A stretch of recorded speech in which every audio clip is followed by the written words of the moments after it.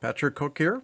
So welcome to session number 17 of Fun with Mandelbulb3D Mutations. You see here I've got a blank screen.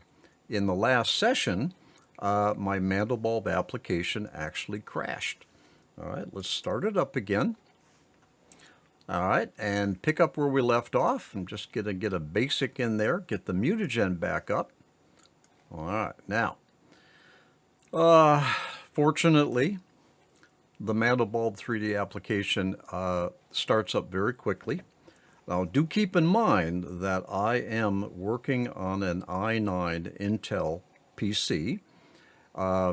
Gobs and gobs of memory, very fast, overclocked, you know, the whole routine. This would probably make a really good gaming system. But I use this system for video production, all right, as well as Mandelbulb. So my PC probably will be faster than most PCs. All right, but a PC is a tool. You know, it's a tool, and you know you get out of it, you know, what it's capable of. But everything I'm showing you here through all of these Mandelbulb tutorial series, everything I'm showing you here does not require a high-end fast PC. All right, but I happen to be recording and so I've got some other processes running, so I need a powerful computer. Now, so fortunately, as I was pointing out, fortunately the Mandelbulb application is easy to start up again, and it comes up and gets settled down fairly quickly. So that's good. So what I've done is I've just restarted the Mandelbulb and I've opened up the MutaGen, and let's continue our discussion of building a private Mandelbulb library.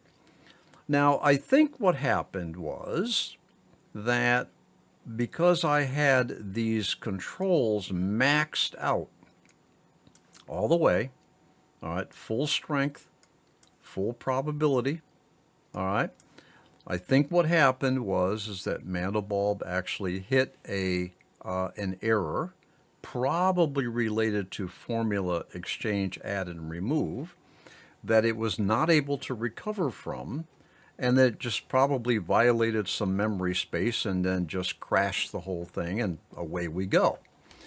Now, no loss here, because all I was really doing is just kind of getting some ideas and building a personal library.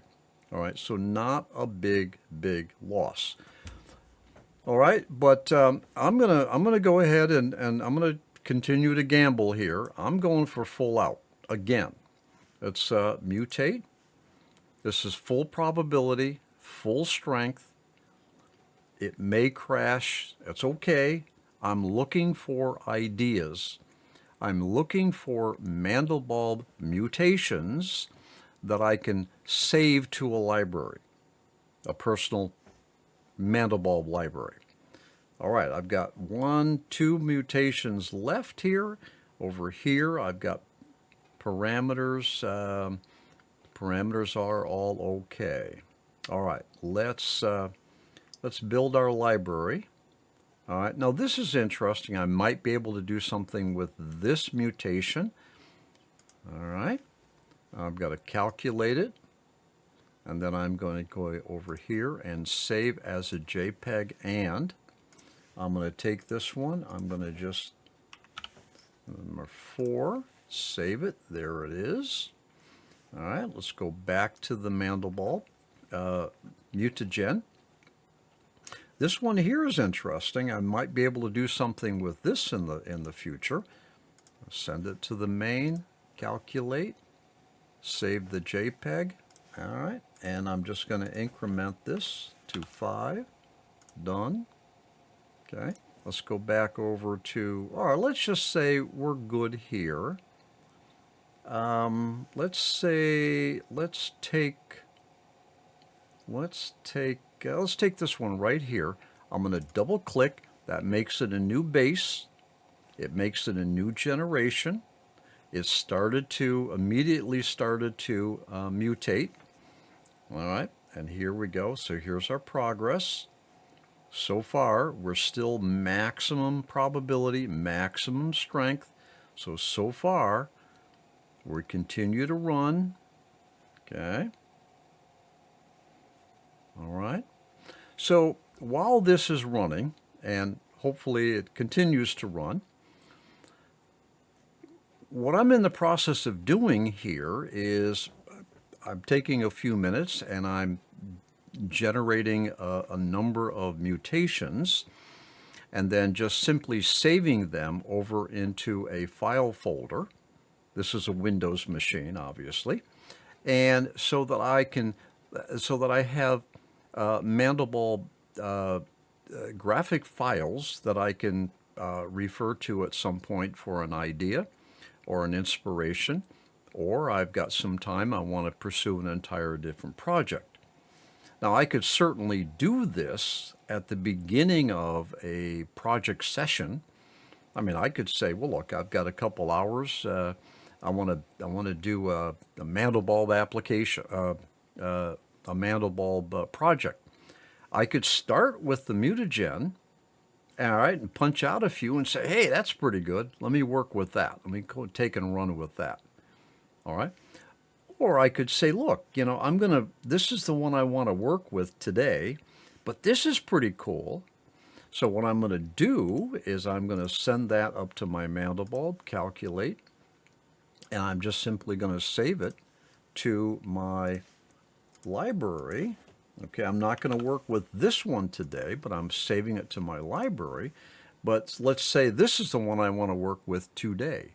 But I see something interesting and I save it off.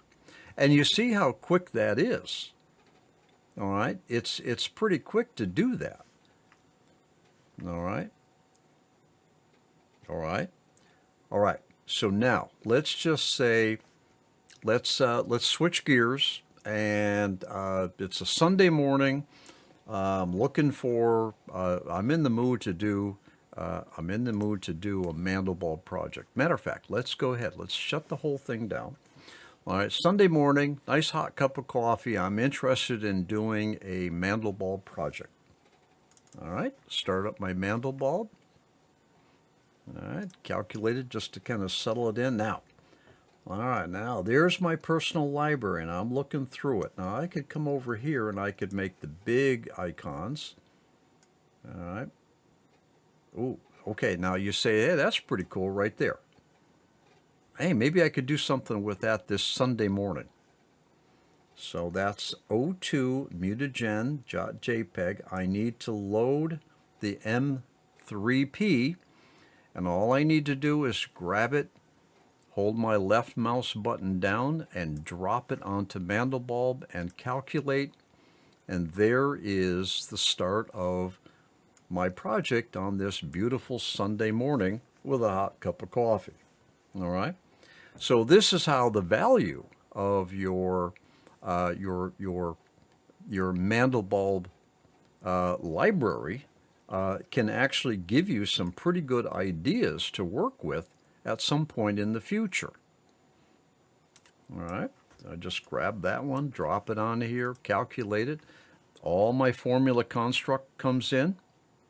All my lighting, all my formulas, all of the coloring, it all comes in.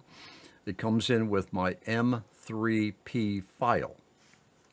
I'm sure you already realize that you can't load a JPEG into your Mandelbulb. Let's try it. Drop the JPEG over there. Boom. Nothing happens. Okay. That JPEG file is only there for you to be able to get a visual reference as to what that Mandelbulb looks like. All right, here's 05. Here's the 05 M3P. You see, the JPEG is only there in your library folder so that you can get a reference for what that Mandelbulb looks like. Okay. Now, I want to show you one other thing in terms of building a personal library that I think you'll find interesting, but we're out of time here on this session, so we're going to pick it up in the next session. and I'm going to show you something else that you can do with the MutaGen. Okay? All right, so I'll see you in the next session. I'll see you there.